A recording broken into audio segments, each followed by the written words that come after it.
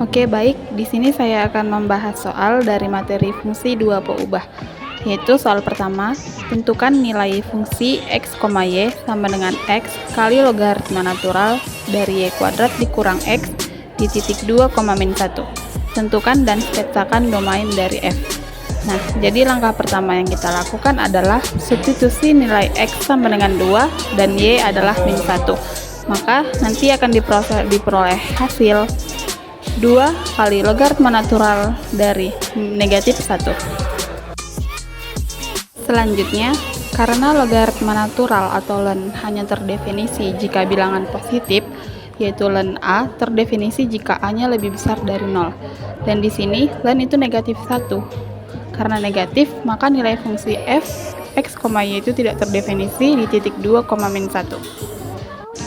Jadi, domain dari fungsi x, y sama dengan ln y kuadrat dikurang x adalah yang pertama, domain dari fungsi f, x, y itu adalah himpunan semua pasangan berurut dari x, y di R kuadrat sedemikian hingga fungsi tersebut terdefinisi. Lalu yang kedua, fungsi f, x, y sama dengan x kali ln y kuadrat dikurang x melibatkan dua batasan, yang dimana yang pertama itu faktor perkalian x tidak memiliki batasan.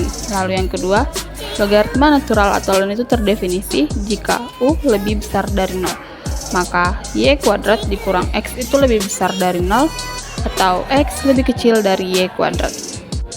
Dengan demikian, domain dari fungsi adalah himpunan semua pasangan x, y merupakan elemen dari R kuadrat dengan x lebih kecil dari y kuadrat. Dan adapun sketsanya adalah sebagai berikut. Selanjutnya, soal kedua yaitu tentukan domain dan jangkauan dari fungsi g, x, y sama dengan akar dari 9 kurang x kuadrat dikurang y kuadrat. Nah, yang pertama itu kita mencari domainnya. Karena ada akar kuadrat, maka 9 kurang x kuadrat kurang y kuadrat itu lebih besar atau sama dengan 0.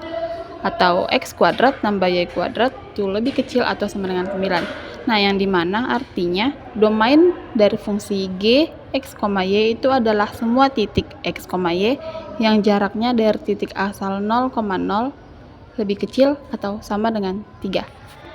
Dan secara geometris, domainnya adalah lingkaran yang dimana termasuk bagian dari dalamnya dengan pusat di 0,0 dari jari-jari 3. Dengan demikian, domain dari fungsi g adalah himpunan pasangan x, y dari R kuadrat sehingga x kuadrat tambah y kuadrat itu lebih kecil atau sama dengan 9.